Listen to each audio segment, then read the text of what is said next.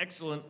Not only is it the certainly best attended and largest, but it's the longest conference. Just in terms of duration. I mean, I didn't mean that in another way, unless you thought. Long term, yeah.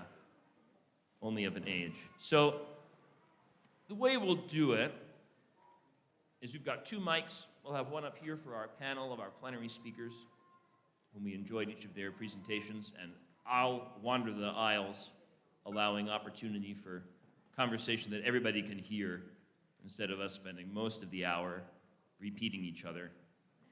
All right, what did you say?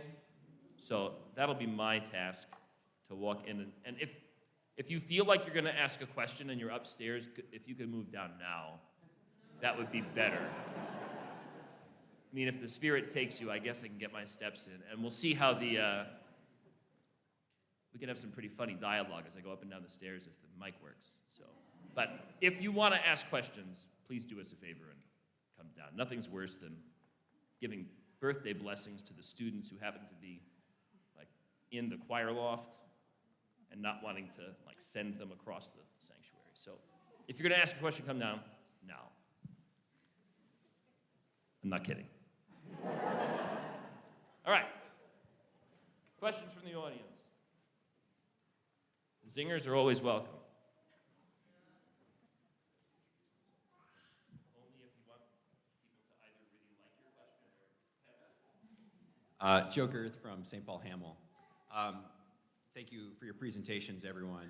Dr. Koontz, you were talking about the undivided heart this morning, so I'm a little bit wondering about sports, which tend to become an idol, even for schools. So I'd like to hear you make the case, and everyone else too, if you please, for sports for our classical Lutheran schools, and then also how do we prevent them from becoming idols? So sports, when you're talking about ancient education, generally have some other purpose. And they're usually not seasoned, that is divided into seasons, team sports, right? So even if you think about things that have become team sports like baseball or rugby or, you know, in other contexts, those are often originally once a year or twice a year happenings, right? So your first intercollegiate football game isn't on a schedule. It's just between Rutgers and Princeton, and then it's over. So even if you're going to have, I think it's actually absolutely, it's essential for the human being that he learns to train his body. So to me, that case is not really hard to make, but doesn't necessarily involve many of the benefits that team sports have. I think team sports are wonderful. I probably learned much of what I learned of value in public school through playing them, to be honest with you. I got a lot more out of baseball than most classes. Not being facetious, you know. But the fact that I think they easily turn into idols because the amount of time is pre-programmed, which almost nothing else gets to be. So almost nothing else is like, you will show up early for this, you'll go to school, and then you're going to get on a bus and ride for an hour and play a game and then ride another hour. And so if that much time is pre-scheduled, I think it's honestly a time problem more than it is something with sports. To me, that's the biggest issue. So that if you had enough classical schools in an area to have, as it were, a league, I think your season should be short, or it shouldn't be a season. It should be a series of one-off games or something like that. Right.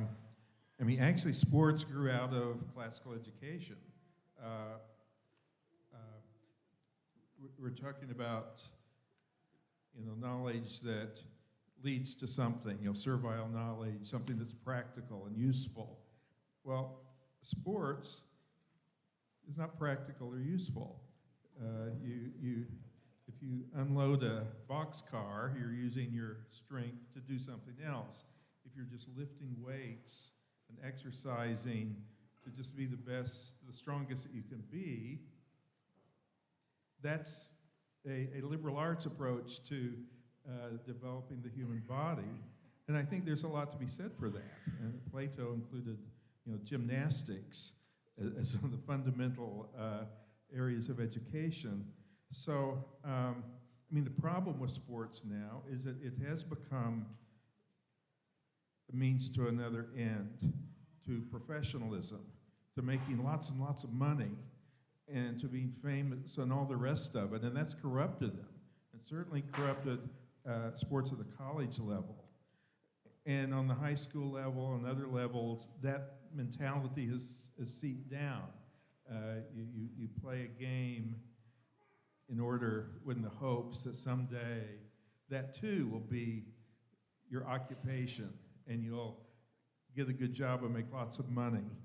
I mean, that same instrumentalism that's destroyed, other kinds of education has damaged sports. But I think it's possible to cultivate the kind of classical understanding of sports or of games or of just a sound mind and a sound body. And again, even the games in baseball and soccer and football and others did evolve out of liberal arts colleges, basically, or the classical boarding schools. So I think there is a connection, and I think that could be discovered and brought out more, just like we're doing that in so many other subjects.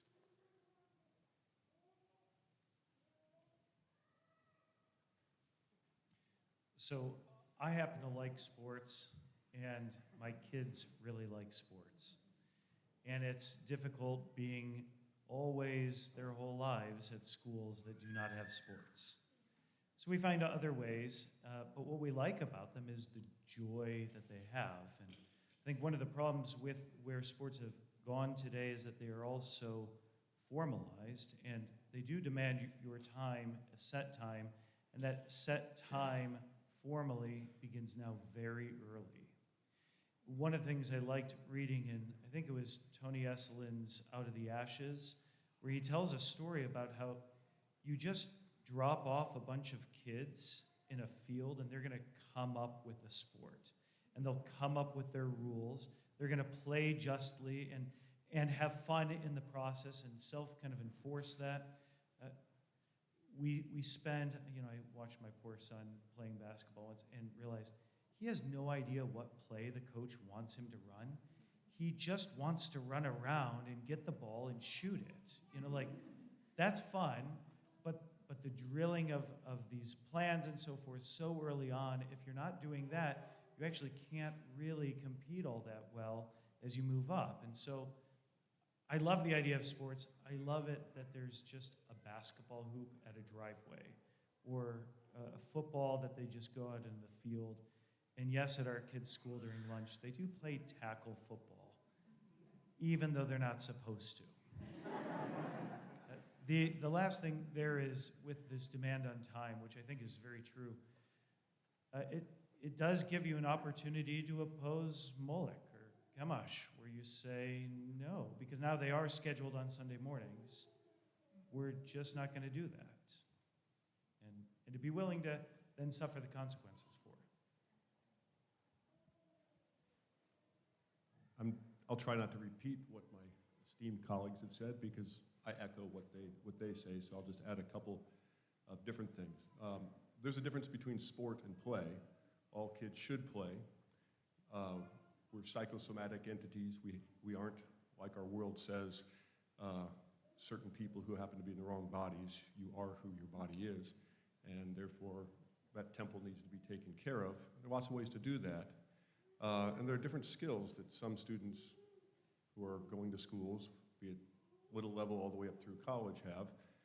The organized sports that hone abilities might be more keeping for those who have more athletic talent. The club sports and other activities of some level of organization would be valuable for any level, in part because of the degree that it teaches young people to work as teams, play well with others, learn leadership skills, learn how to work with people with whom you might not always see eye to eye on other things. And I'll confess my bias. I played basketball through college, and I'm the short one in my family. Both of my sons are 6'9". Both played basketball in college, and one is now a professional basketball player. So I've watched what sports have done for my own children, and as I tell my college athletes who are students of mine, I said, you have time to do 5 things: eat, sleep, study, go to class, and do your sport.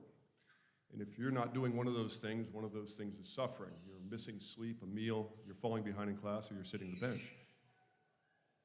I say that out of a way to teach something that I found is really true. I saw it in my sons. That demand on time requires that a student, athlete, at whatever level, rise to a level of self-government. That is, they learn to order their day. They learn to have an ordered existence. They learn to say, gee, I can't just sit here and play Xbox, or I can't just goof off here. I have to figure out how many hours in the day, and I need to measure my moments and make the most out of every hour that I have.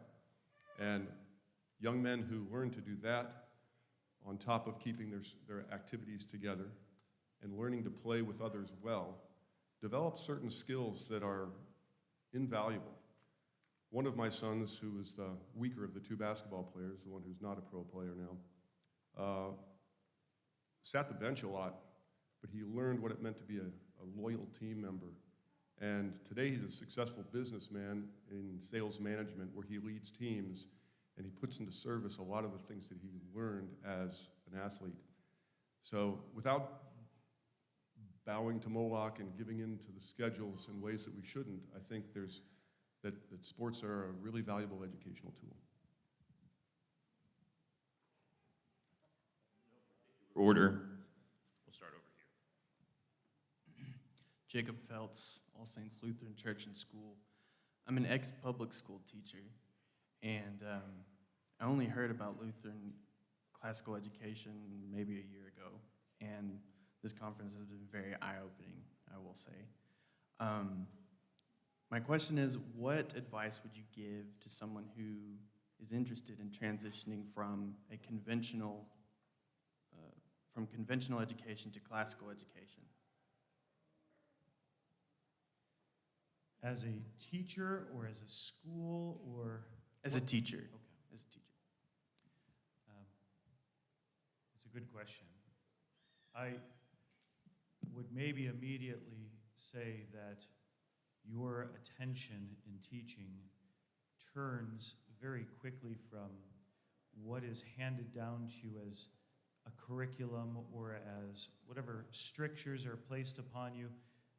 There's a lot of regulation that goes into, as you know, being a public school teacher, and you are very split-minded or split heart over where you're supposed to be teaching and what your focus is.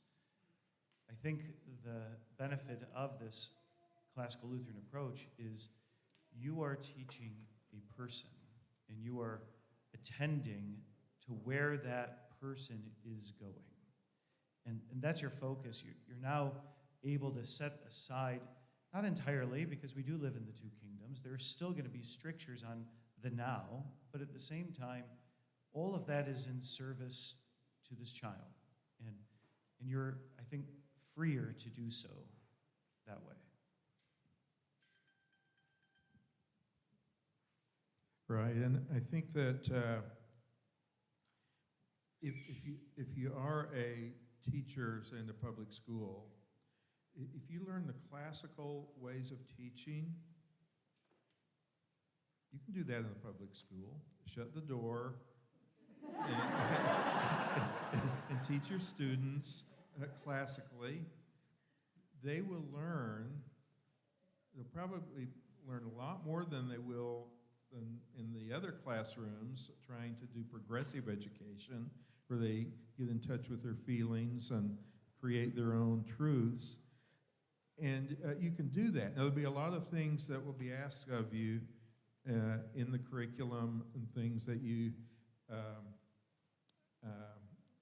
may have to either subtly omit or downplay, or maybe teach in a classical way. I mean, you can, I don't want to give you bad ideas that might get you into trouble, but you can teach some things in in a satirical way, where maybe the absurdities of some of this become clear to your students, even though you are, going through what you're supposed to go through. But anyway, I would encourage that. As far as turning a school that's not classical, CCLE has come out with some good resources just lately. There's is that out now, Anna? What's the title? Anna? Adopting Classical Lutheran Education. Yes, Adopting Classical Lutheran Education. Go to the CCLE website, and it gives you some very practical advice for turning a regular school into a classical school. And I urge you to do that.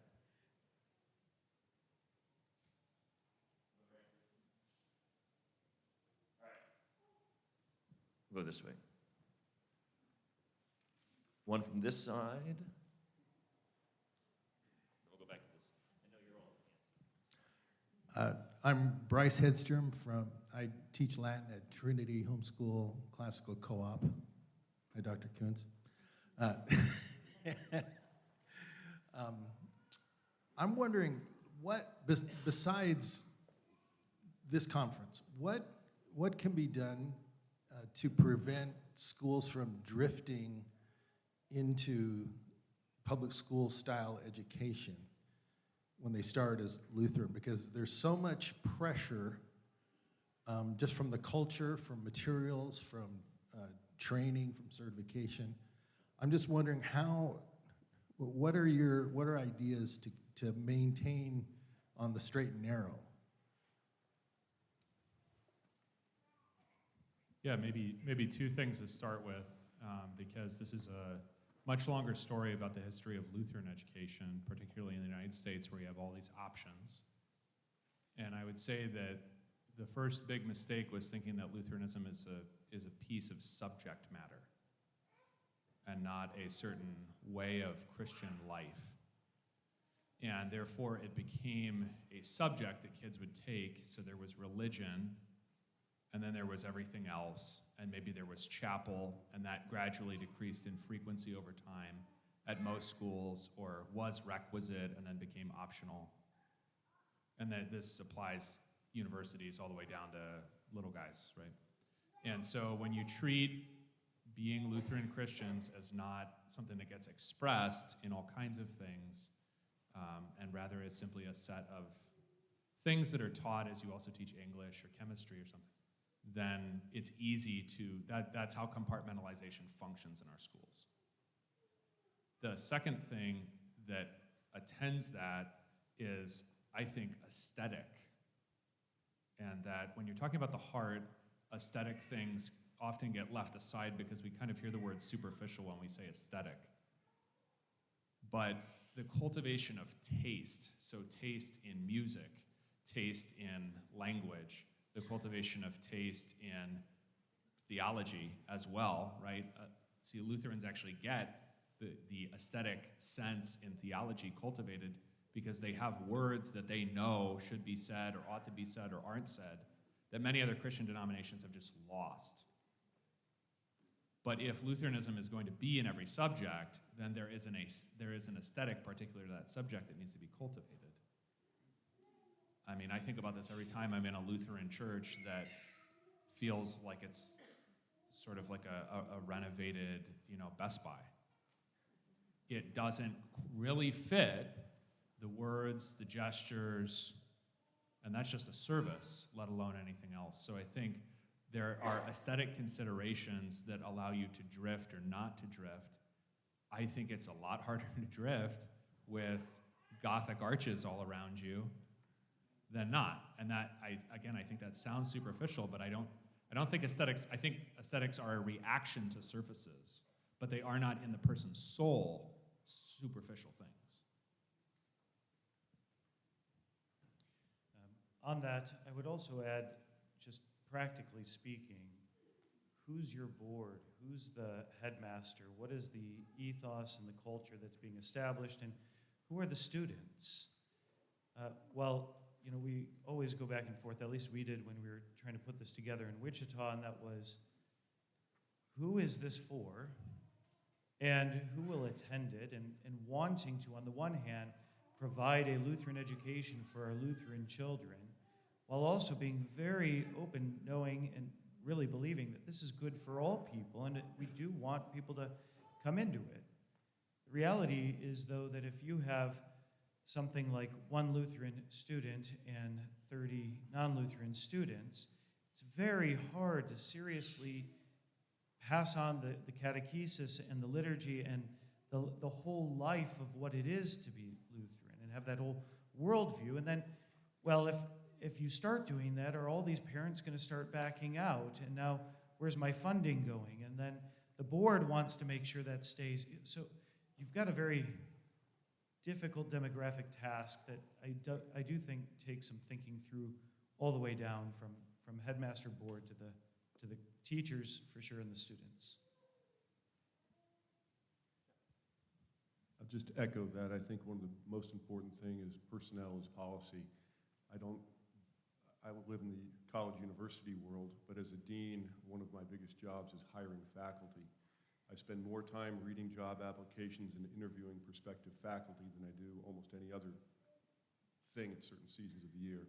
And the way that we've tried to keep our college on mission without drift away from our identity is that's front and center of what we require job applicants to reply to in writing, in length, as well as in multiple batteries of interviews where we make sure that we're hiring a human being who is an institutional fit first.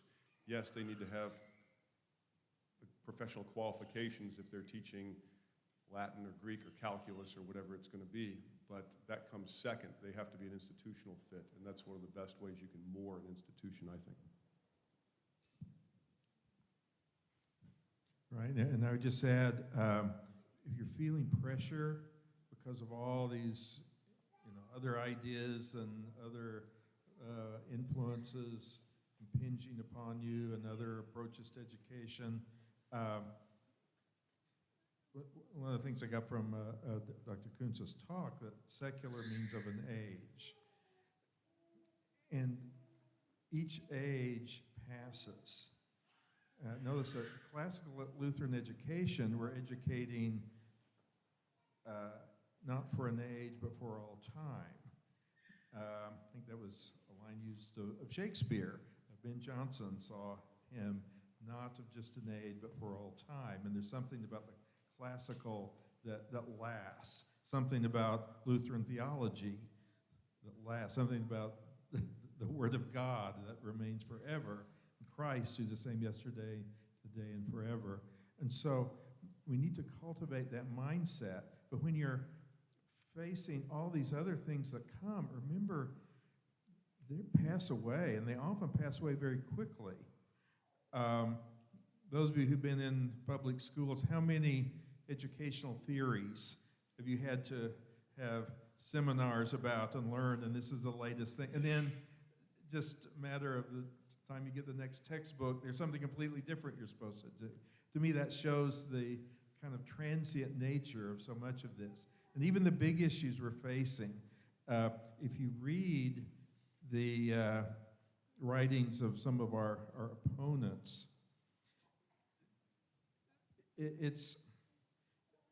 for example, transgenderism, that has created a crisis in feminism. Okay, and now feminism, that's shaking. Homosexuality, they're battling with transgenderism because that throws off all of their ideology that they've sold successfully to the public for so long. And just be firm and understand that these things that are coming from this transient world, they're going to pass. Don't think you can change with them because it's just going to make what you do fade away too. But hold on to the permanent things, and you and your school will be fine.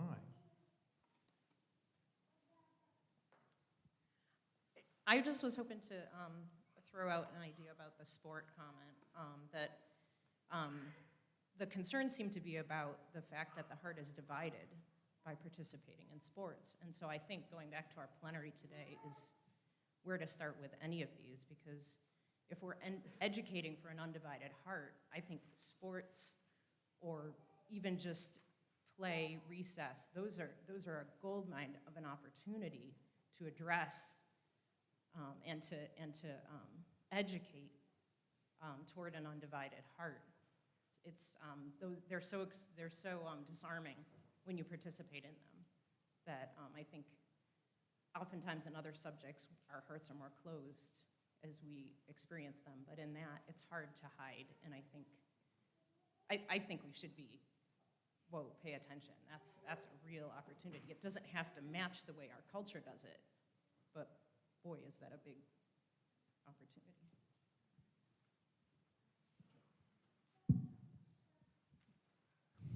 Sorry, Jonathan Brown. I'm from Jackson, Tennessee. I'm a dad, and I'd say a tradesman of sorts.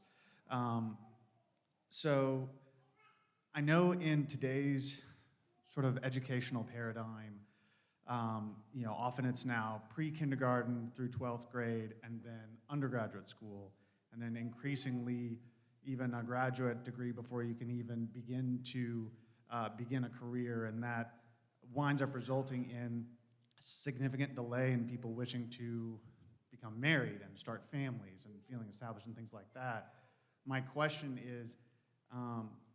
is there a way, or is there an idea of, at some point of redesign, as to when to add the sort of either professional or trade type education onto your classical education, so that the scholars continuing in their own classical education, self-directed, as they also prepare to become an adult and start their own family?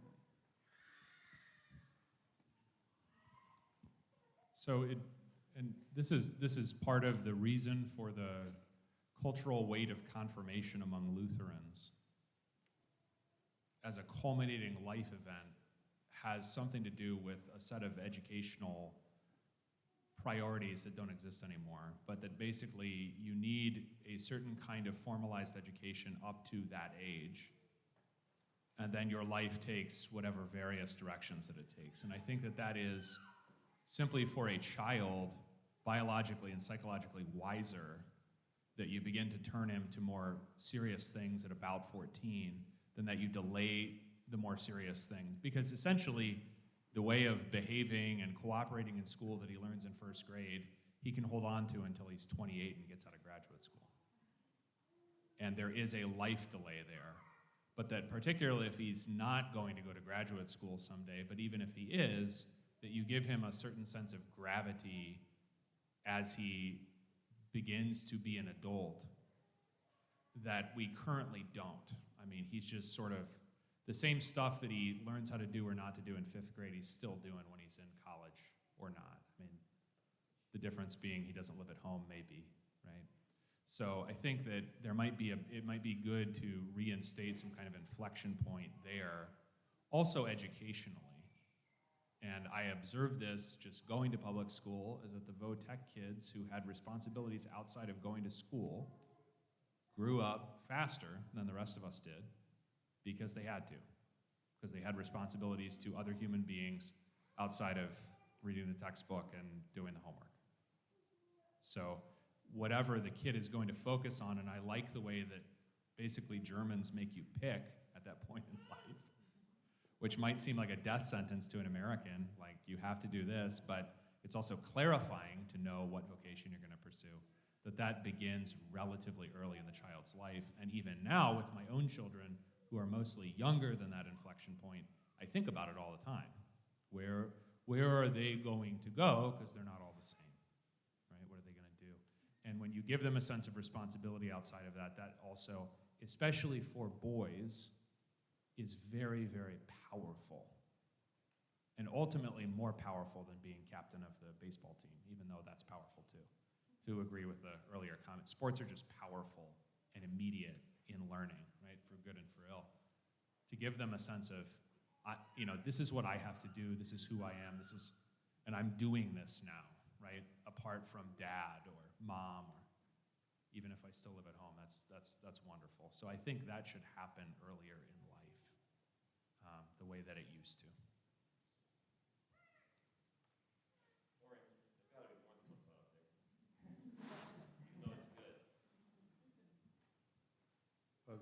You made the comment about postponing important things like marriage. Part of that is putting the finger to the wind of the seculum of the culture that says you have to have a six-figure salary, own your home, do this, do that, and then you can get started on the most important things in life. There's no reason that young couples who are all other reasons ready to get married shouldn't get married when they're young. I was married before I started graduate school at the age of 21, and all of my kids but one are married, and they get married young, and they've got a lot in front of them still. It seems to me that you get a partner who helps you go through these things, and the families are structured and ordered longitudinally, not just atomized according to the perverse Leave It to Beaver nuclear family, where now you're off the payroll and I have nothing to do with you, but you pitch it forward. When I was young and married, we had some help along the way from parents, and we're doing that for some of our adult married kids along the way without, giving them a sense of entitlement or something like that. But it seems to me that listening to the age about what the right order of doing things in can be a real mistake there. The second thing I'd point out is that there's plenty of room for doing vocational trades along the way, teaching those to sons and daughters as they're learning. We raised our kids on a small hobby farm and taught them to do a lot of stuff so that they could do some working with their hands. But there's also good things to read in particular schools that do these things.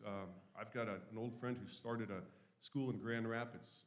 They happen to be Roman Catholic, but there's no reason that his model couldn't translate to Lutheran. This is a place called Harmel Academy for the Trades. And they have young men come in, and the first half of the day is history and liberal arts education. The second half of the day, they're learning arc welding, or they're doing whatever that kind of stuff is. You might want to read Michael Crawford's book, Shopcraft as Soulcraft, which looks at the way that the physical trades can help actually liberally educate and help order one's understanding of reality. So that's my 2 cents.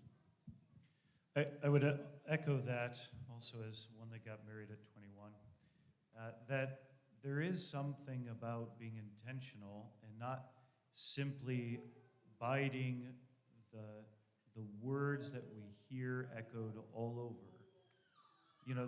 That there's just a rhythm that is told. You've got to go 12th through 12th grade, you've got to go to college, you've got to go to grad school if you then want a good job. And maybe it takes some thought, preferably earlier on, to say, do I need to? Or is that for me? Or what do I want to do? And we have so delayed any decision-making in our culture that this has allowed the cliche to govern. And it feels like there's no way out of it. But maybe there is, and maybe we could be developing that independent thinking, or at least a critical eye towards whatever we're being given. That's just what you got to do. Well, it may not be, and to be willing to say that.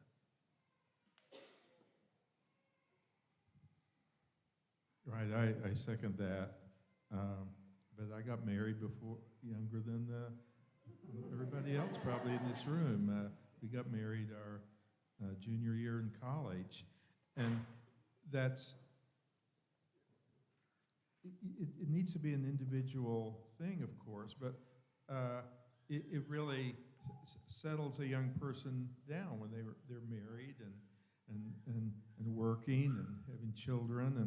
And the idea that we should wait until you're completely educated to get married, those who have nothing in common with each other.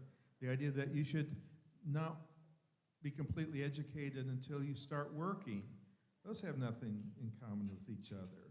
I think working young, beginning at a young age, I impress on my grandchildren we took him to the Dairy Queen, and I said, "Hey, I used to work at the Dairy Queen," and he was in awe of that. And he said, "Well, how come you got fired?"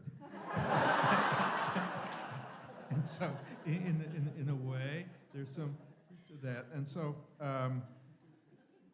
in integrating our lives, which is what classical education is about, and not compartmentalizing everything, I think it's important to break down some of those very arbitrary and kind of life-destroying divisions like that. To work when you're young, and then as you learn more and you have other opportunities, you're doing different things. Also, there's the liberal arts in classical learning. There are the liberal arts. There's also the fine arts, which is creating beautiful things that are valuable just in themselves, like music and art and so on.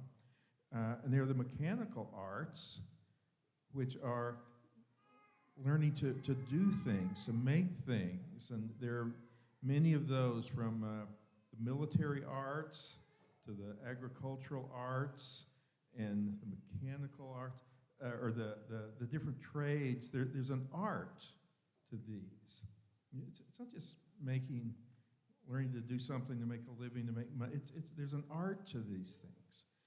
And in creating more of a classical mindset, I think it's very helpful for everyone, no matter what they're going into, to work with their hands. In trying to work my way through college, married, a child, I learned, I was on a construction crew where I was not the best by far. I was not ahead of my class in that. But I learned so much, and one of the things you can learn from the mechanical arts is that there is an objective reality. It may seem obvious, but in the contemporary academic world, they think you create your own reality. No, you don't. If you're trying to build something, make something that stands up and that works. So I think all of that needs to be something that we recover and we create a different vision for than is common today. Great. Steve Cholak, Our Savior Lutheran in Houston. This may be a hot button topic, but as we talk about creating a one or a single heart, we oftentimes realize that the minds of boys are different from the minds of girls, and that they learn things in different ways and with different speeds and different characteristics. Is there any thoughts that you guys have about classical education in teaching boys in different groups than girls? Or we heard a lot this week in certain sessions about all boys schools and all girls schools, or even programs in our existing programs within schools that segregate the boys out from girls in order to accomplish a single heart, keeping in mind different minds. Does that make sense? So I think that you can look at the way that this has traditionally been structured, and that Lutheran parochial schools were generally not gender segregated, but they also didn't go very far, educationally speaking. Not just as to subject matter, but particularly age. And that the kids are different from each other from the first. But that becomes much more important, particularly for boys, the older they get. And I think that maybe when we talk about this, we're thinking just about the problems of the Sixth Commandment, but that's not even it. It's that an environment where boys and girls are together, especially where being detail-oriented and attendant to requirements imposed by outside authorities is always going to drift towards a girl-rewarding environment. So I think the case for gender segregation is simply that you're trying to make it possible for men who are going to have to bear household-wide responsibility when they grow up, easier for them to learn that responsibility in an environment in which they are, yes, the way we usually talk about it, not distracted, but also in which the environment is keyed to things like, for instance, open hierarchy that groups of men generally love and groups of women do not love for their own very understandable reasons. So I think that those are things like how you implement this, I think, really is more of a question for what we would now call middle school and high school. But I don't think it's really one we can just kind of like shove aside, because historically, there was gender segregation for a reason. And if you look at the Missouri Synod, for example, you're going to get gender segregation anywhere that you're trying to train people vocationally. So the Concordias, when they were gymnasia, were gender segregated, of course. Even in some cases with a sort of paramilitary component, sort of like Texas A&M or Virginia Tech had a corps of cadets, so did the junior college at Fort Wayne. So. I agree.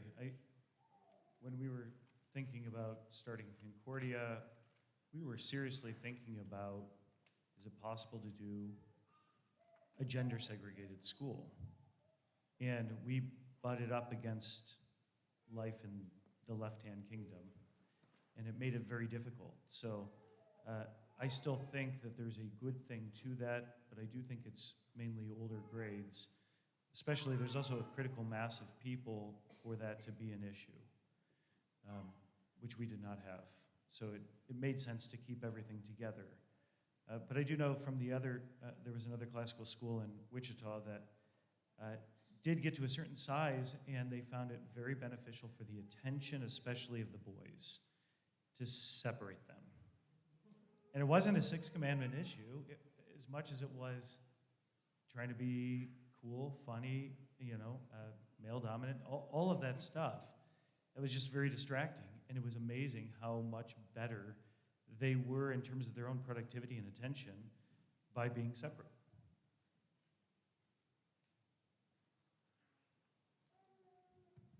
More answers up top? I think so. Yeah, but at the same time, girls have a civilizing impact on boys. They really do, and that's not necessarily feminizing them, it's making them be boys, making them be men. And sometimes there are problems when the sexes are kept too separate, as in the British boarding schools and in the Islamic system, where each sex develops on its own and goes its own way, and without really knowing the other, and there's all kinds of dysfunctions with that as well. So I'm not sure, but a lot of these other issues, I need to think carefully about them. But the Greek society was very separate of men and women, and that bred a lot of homosexuality and a lot of other dysfunctions that we wouldn't want to have. So we got to keep that in mind too, that men need women, and even the self-consciousness around them. Yes, they're distracted, but that's not necessarily a bad thing. That can temper some of their other proclivities. Just saying. Any more up top? All right. From the floor. How do we balance? Leah Broman, Cincinnati, Ohio, 2 boys, 2 girls, all very different. 3 married now. What I'm hearing from young people today is it's hard to even find a soulmate, right? Particularly if, as my youngest expressed, out of the blue with no prompting from us, want to marry somebody who's Lutheran. Not that we don't encourage in that direction, right? But can't make them do much of anything. So I've found at times my children have been segregated, and for good cause that I can argue for, into boys and girls. And then my son will rightfully say, how am I supposed to meet a Lutheran young lady? There are none in my church that are anywhere near my age, and the others I've met in my town, are not ones I'd want to marry. So, I mean, he has a few other things he does, but how do we address this need, which I know is not an instant fix? Go to Christ Academy, go to higher things, look at Luther Classical College. But what else can we do as a culture of Lutherans to help this? Lutheran mingle, anybody? I don't know. Sort of.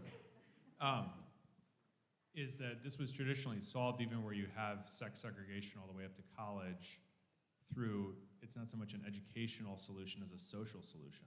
Yeah. And so Walther League was that for people that didn't go to college, but if you look at any given college in the United States, probably, at least the older ones, there's always a sister school that is or used to be a women's college that was paired to that school, right? So Bryn Mawr goes to Princeton, and Radcliffe goes to Harvard, and Barnard goes to Columbia. And the integration was not on an educational level, it was on a completely social level, and it was constant. So that in a certain generation, you can see tons of Barnard-Columbia couples, which doesn't happen anymore for its own reasons, right? So, but this is a question of social integration, and it died and has to be resurrected, right? So there's a guy that I gave a copy of the Walther League manual to in Michigan, and he's looking into how do I resurrect these things? He's here? Hey, how are you? I didn't recognize you. Yeah, there you go. So talk to Andrew, and he's actually going to solve this problem. It's Yeah. It's inconcord.org. is the website. Inconcord.org. There you go. So, because I think that's the absolute biggest problem, right? You have a demographic problem of people who should know each other don't know each other, and they have to. So this is a social thing that has to be fixed, and we got to do it, right? We have to do it, or just go join a giant church, which not everybody can do, right? I'll just add that Molly Ziegler Hemingway a number of years ago was trying to do something like this. So is she still doing it? Okay. Yes. So talk to Aaron, talk to Molly, and I think that'll be good. Hi there, panelists. Matthew Salsley from Scarville, Iowa. I noticed in Dr. Koontz's presentation, he mentioned Jesus' words to us Christians about do not let your right hand know what your left hand is doing. And considering our theme for all week, I wonder what you all think about that as a good way of thinking about our Lord's ruling the world through his two kingdoms. Yeah, so he's warning against righteousness for the sake of practice before men in the Sermon on the Mount. The way that I think Lutherans have often misinterpreted that is that it's almost like they're saying, yes, Jesus is king over everything, but the right and the left have so little to do with each other, it is as if he himself doesn't know. So the terminology is unfortunately confusing in that regard, that when we do use the words from the Sermon on the Mount, we're using them to apply to a manner of Christ's relationship to the world that is not what the original words mean, but it also makes it seem as if perhaps there is disconnection in him. Since that's not in fact true, then when we think about, because really the issue here is the left-hand kingdom, correct? Like we're not wondering, is the church supposed to be preaching the Bible? We're wondering, how does all of the other stuff relate to the stuff that gets preached in the church? And the relationship here is that what is preached in the church is what will one day be openly shown to be the case in the world. That's another Sermon on the Mount point, right? What is now whispered will be shouted from the housetops, or what is now hidden will one day be revealed, so we can't think of the rest of the world as somehow disconnected from him, his priorities, or his claims on our lives. Because his right hand and his left hand are in utter unity, right? Because he's not in danger of self-righteousness like we are.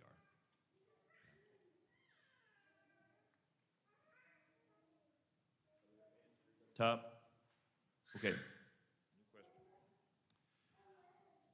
I would like you to address a different kind of divided heart related to the lady's question back there. Dr. Koontz, you in another context have...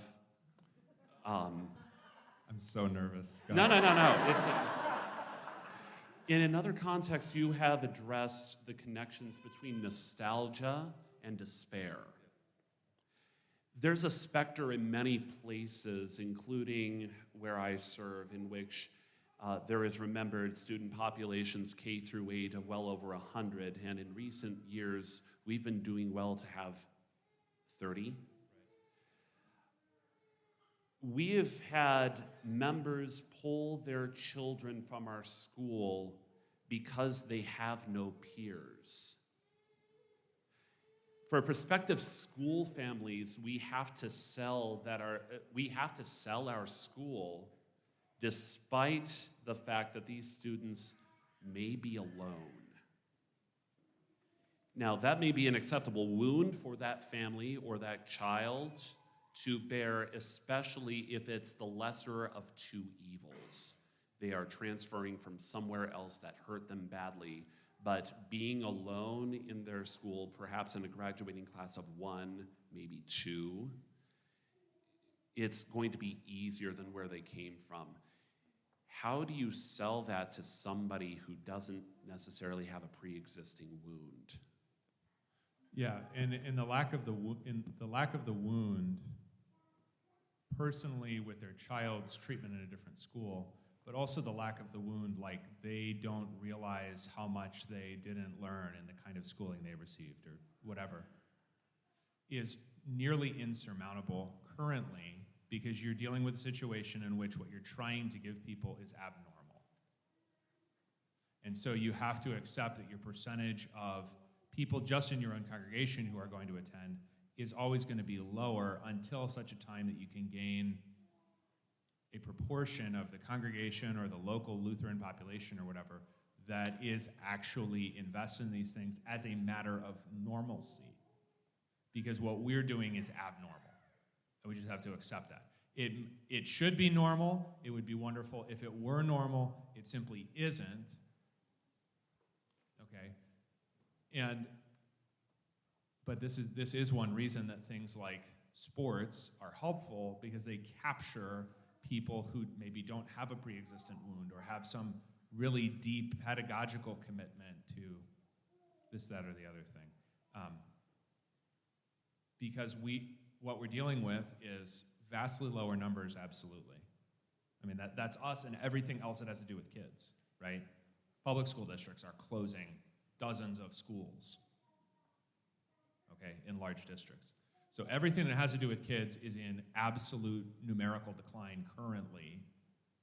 Accept that, and then accept that what you're trying to tell people they should be doing is itself pedagogically, et cetera, abnormal. So I think if you know that going in, it's much easier to deal with the fact that somebody that you're like, why don't you care about this, doesn't care. And not to be surprised or daunted by that.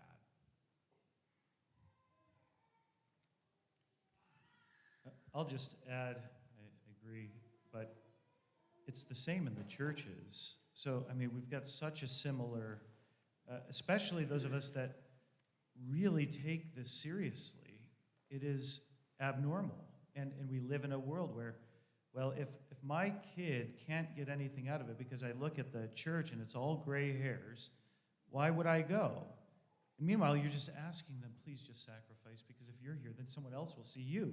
And then, we even tried to pay another church to send some members, but thankfully our Lord provided eventually. But it's so difficult, and you could see how easy it is then to capitulate and then restructure things so that you can get them. But it just, I agree, don't lose heart, because there's something normal about our suffering as abnormal entities.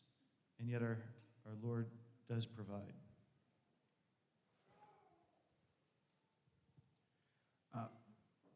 I think everyone has talked quite a bit about what teachers and faculty and staff can do to help foster classical schools.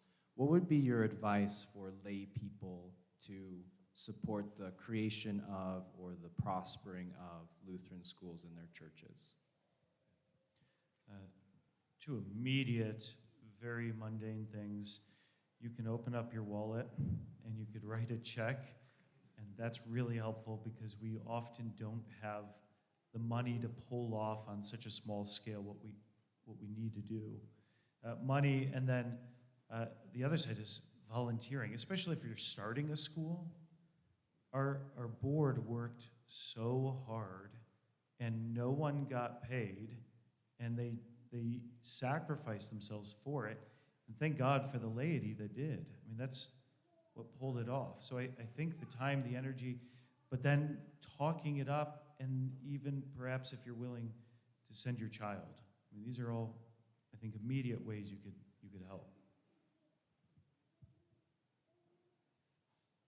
Good question, Mark, but you and the guy sitting next to you, James, there, you both trained in classics yourself, right? And you know some of the literature, the cool stuff. Whether you are teaching or not, there's something that is happening in some significant number. Maybe I just am picking this up as a random chance, but I know a bunch of guys in different parts of the country, in California, in Nebraska, in Ohio, young, newly married guys, some of them are older.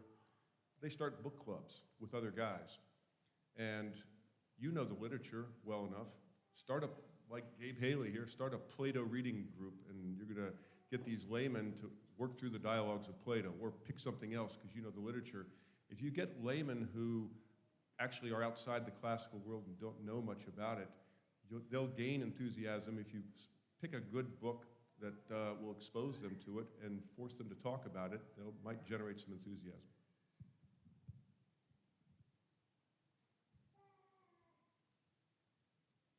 Don't want to talk to lay people, huh? Okay.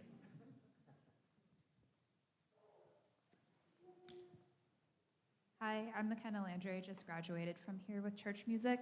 I was wondering what you believe the role of worship should be in the classical Lutheran school, if like just a chapel service is enough, or how that might be conducted, or if to say that all of these subjects that are centered around God and his creation and what he does for us is enough to sustain the faith in a Lutheran school. I mentioned this in my plenary towards the end. Someone asked a question similarly, but for me, I was really most adamant that our school be structured around, like even seeing it as part of its rhythm daily, beginning with matins and ending with vespers. Now, when I say matins and vespers, I'm saying those on the page that say matins and vespers in our hymnal, but it doesn't have to be, I would say, it doesn't have to be such an extensive, and of course you do butt up against all these time constraints, but I thought that was most important, and everything else could fit in. I do think catechetically that language, the language and the rhythm of the Psalms, of going through even those versicles, of praying the Lord's Prayer together daily, of hearing these scripture readings, and we even said preaching every day. Not long, but 2 to 5 minutes, just getting short snippets of a text that are governing how that day is operating and working your way through, I think is vital for at least offering to us a posture under the Word of God. And so I think it's very important, and I do see that it says something about what our priority is when there's something daily or something weekly, whether it's something that's using the inherited tradition of our church, or if we're making it up as we go, and all of these things say something about what we think about it. Right, the old classical educators back in the classical time believed that education was about forming the human being, and the way that was done was by developing habits of mind. And so worship the regular, frequent worship creates a habit of mind where you're focused on the transcendent, not even the human history and the other good things that you're learning, but worship puts that into a bigger perspective. So I think worship is a necessary part of certainly a Lutheran classical school. I think worship is part of the marks of that have been developed for the Lutheran schools. It's not just something added on.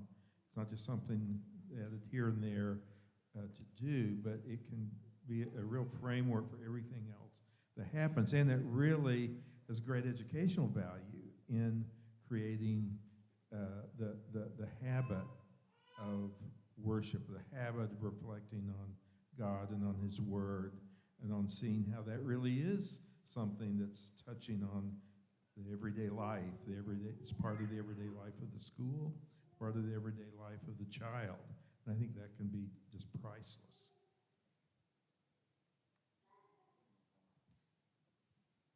One more thought that came to mind during that is to say that by having a habit of prayer, however that looks, it also says that this is not a Lutheran school just because we have a segregated block of religion class and that's where the Lutheran stuff goes.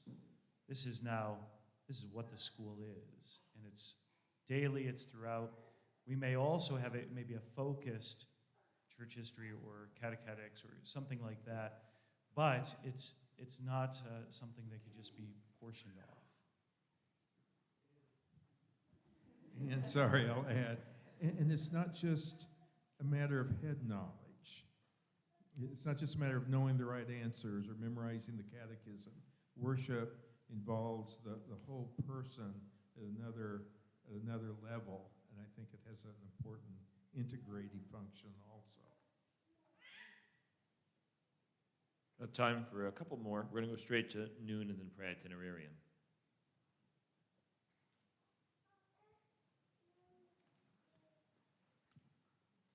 Thank you all for your time. The topic of not dualism, but there's a two-sided coin or a dichotomy, or at least tension, between the servile and liberal arts, and it's come up between many of your plenaries as well as some of the other sessions in this conference. Dr. Kalthoff, you specifically mentioned that there's a relationship between those arts and truth, and that the liberal and the servile can both come to truth, but maybe through different means, through different ends. That the liberal arts tend to associate truth with goodness and beauty, whereas the servile arts tend to view that association with power. And I was wondering if you could talk a little bit more about that and how we can think about truth even when we are doing a lot of the parts of our day that seem inherently servile, that are things for a specific end that isn't of its own self. Leave it to Mrs. Harrison to ask a tough question. As you were speaking, I was reminded of Alexis de Tocqueville's comment in Democracy in America. When he visited America, he was struck by how utilitarian Americans were, and that they have a limited concern about aesthetic things because they want them to be useful. And if you show them something that is truly beautiful, they still will ask, what can you do with it? So there's going to be this push among us as we're thinking about curriculum and education in America to be against that which is liberal. But the servile arts, the part that I talked about, is that they do show us truth. They show us, in some respects, what we can do with it, because we're trying to do things that help get the job done so that we can get ourselves toward leisure. Truth as beauty, we're entering the transcendentals when we talk about beauty, truth, and goodness, and these are things that we talk about in the realm of ideas and the realm of ideas that inform what it means to live well and flourish as a human being. But these two things, it seems to me, can come together. One of the ways that I like to talk about the liberal arts is that they prepare a person to flourish in life in all the capacities that they'll exercise post-graduation. which is why one shouldn't think of what one is doing merely as training to become a teacher or a lawyer or a doctor, because when you look back on your life, you're going to ask, how did my life go? Was it successful? And you're not going to ask just about what size paycheck you brought home or how many hours you worked, but were you a good husband? Were you a good next-door neighbor? Were you a good soccer little league coach? Were you a good fellow churchman? Were you somebody's good next-door neighbor? The list goes on. We wear many hats. And in that, to flourish in those areas might require an understanding of truth and that sense of beauty, but also to flourish in those areas requires one to be able to do things with other people that require certain skills. So however my remarks might have been taken, I have no interest in disparaging servile skills. I have one of my sons-in-law is a really smart guy. He's got a PhD, can do all kinds of things with his mind, but he can do anything with his hands. He said, he calls me Doc. He said, hey, Doc, I want to put in a new kitchen bathroom for you. And I was like, yeah, I don't know if you, well, he's bought a couple houses since then and ripped them apart and done all that with his hands and didn't subcontract anything. It's like, oh, God, this guy can work with his hands. And I like servile skill. So, and I wish I had more of it in me. So I think these things can definitely cohabitate in the same person, and that person is going to flourish more if they look to acquire them both. It's just that institutions of education, especially liberal arts education or classical schools, they're made to do a certain thing, a certain kind of thing, preparing one for flourishing in that liberal way, preparing one for eternity, doing those kinds of things. And in the same way that I'm not going to go to the hardware store and ask for a loaf of bread or a donut, we can only do certain things in certain places. Yeah, I think this brings up another area where Lutheran classical school has to be different from regular classical schools in this, and that is the dimension of vocation, which is not just getting a job for Luther. It means your position in life and the sphere in which you are to love and serve your neighbor. And so this idea of service has to be something that we ingrain in all of our students. And I don't know if it's really ingrained that much in regular schools, where making a living is about me making a lot of money, but it's very important. And when Luther talks about liberal education, he brings back service, that someone who's liberally educated can serve God in, and I think we've heard reference to this, in both kingdoms, in the spiritual kingdom, but also in the earthly kingdom where we dwell. And so we mustn't, somehow we have to build in that the notion of service. That's the Lutheran ethic, serving your neighbor. How will this help others? And so in a lot of even reading Aristotle and others, these are very aristocratic societies, the ancient Greeks and Romans, for all their values, and as were the Middle Ages, and is a lot of modern Europe today, where they actually look down on servile has a negative connotation. One point in Aristotle in his Politics, he says, anytime you do something for someone else, that is servile and not worthy of a free man.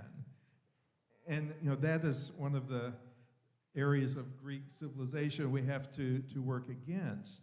But to bring back service, and Jesus himself came. He who would be greatest among all must be servant of all. And even the Son of Man came not to be served, but to serve and to give his life as a ransom for many. So as we're teaching the liberal arts, we need to inculcate that ethos of service, which actually you do find in a lot of the whole idea of duty in the old, Oxford and Cambridge Victorian era, that we have a duty to serve others with what we have and what we have been given and what we can do and how we think. And we need to keep that going. So just add that. We have time for one unexciting question. So that way parents don't feel like they're missing anything while they go get their kids and bring them back for itinerarium, instead of leaving and going for lunch instead. So parents, go ahead. If you need to send a delegate to go grab your children so we can pray in here, and then somebody else has the duty of asking an uninteresting question. Well, I guess it could be interesting, but we don't want the parents to know that before they leave. Come on. Kim from Memorial Lutheran. A lot of times I notice that mothers at our school, or just in my lifetime, are the ones mostly involved in education. And so what would you recommend? We address this a little bit at our school in that we do involve our fathers, and we explain the role of the head of the household, and we involve them in some of the things with discipline and so forth. But I would like to ask for fathers here, what would you recommend to kind of encourage our husbands and our dads to step up and be the head of the household, involved in their children's education as well as their spiritual welfare?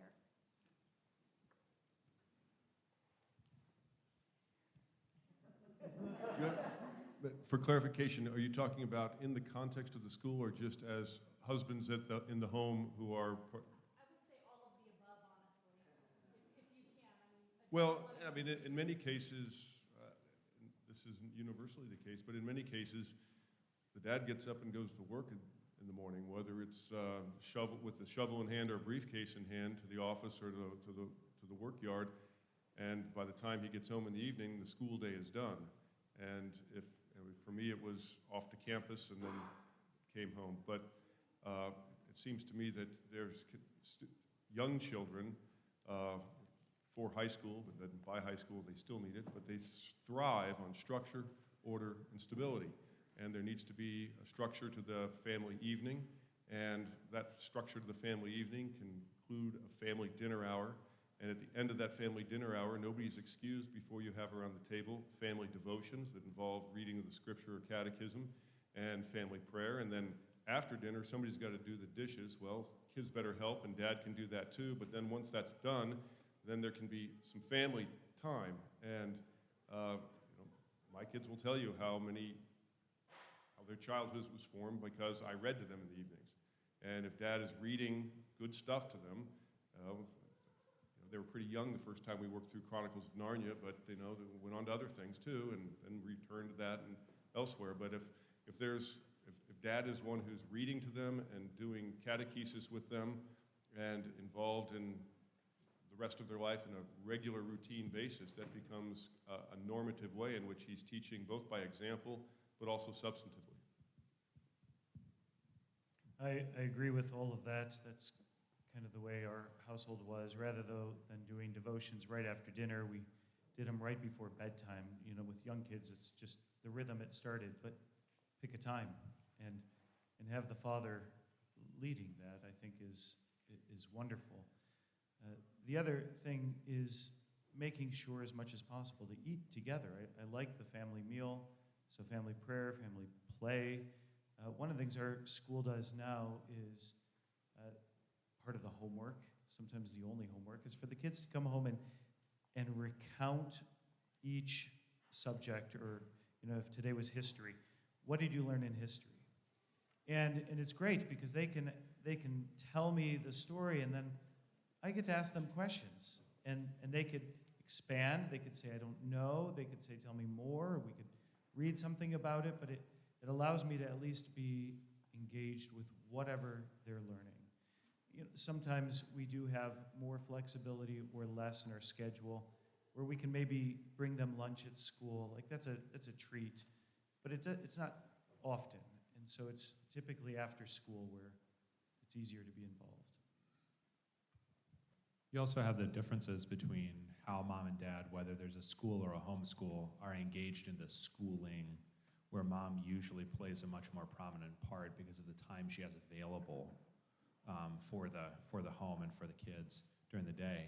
In that case, dad's role needs to be, let's say, more executive or supervisory, and he needs to be expected to actually know those things and know what's going on. So it's not just that mom knows about a bad math grade, but that dad is taking holder of said bad math grade aside and talking to him about why he's doing so poorly in math now, you know?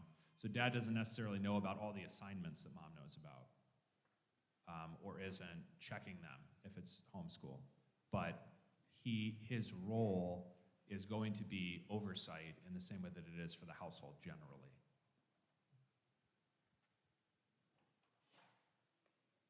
Not uninteresting. But that's okay. Let's hear it for our panel.